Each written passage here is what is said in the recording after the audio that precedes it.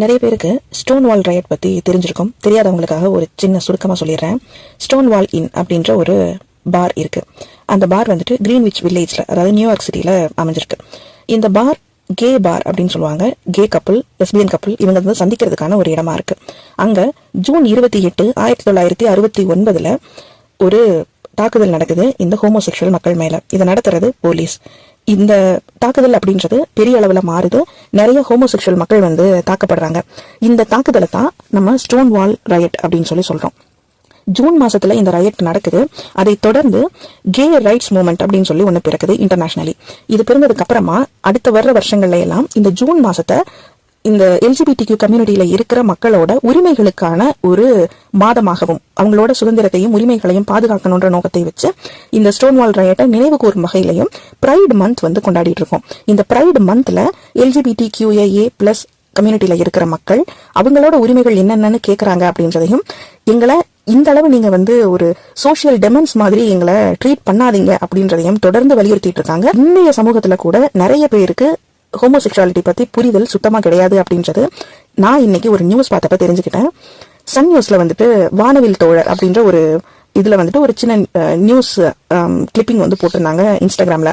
அதோட comment section போய் பார்க்கும்போது நிச்சயமாவே எனக்கு அவ்வளோ கோபமாவும் எப்படி இந்த மனுஷங்க இப்படி இருக்காங்க அப்படின்னு இருந்தது. ஏன்னா அந்த கமெண்ட் செக்ஷன் ஃபுல்லா அபியூஸ் பண்ணி வச்சிருக்காங்க.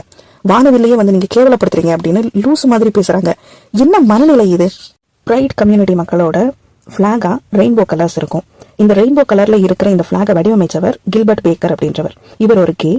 இவர் 1978 இந்த ரெயின்போ பிளாகை வந்து வடிவமைக்கிறாரு. இதுக்கு அவர் சொல்ற காரணம், ஏன் இந்த மாதிரி ஒரு பிளாக் வந்து அவர் சிம்பலைஸ் பண்ணியிருக்காரு அப்படின்றதுக்கான காரணமா அவர் சொல்றாரு, our job as gay people was to come out, to be visible, to live in the truth, as I say, to get out of the lie. A flag really fit that mission because that's a way of proclaiming your visibility or saying this is who I am. இதை வந்து அவர் சொல்றாரு.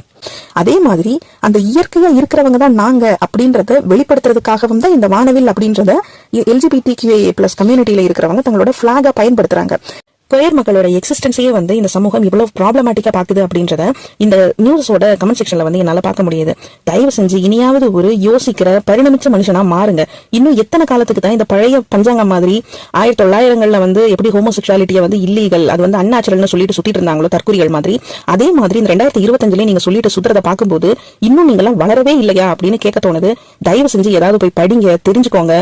Homosexuality தான் என்ன, quire மக்கள்னா யாரு, இந்த சமூகத்துல தான் யாரு அப்படின்றத வெளிப்படுத்த அந்த மக்கள் எவ்வளவு ஸ்ட்ரகிள் பண்றாங்க அப்படின்றதையெல்லாம் தயவு செஞ்சு புரிஞ்சுக்க முயற்சி பண்ணுங்க.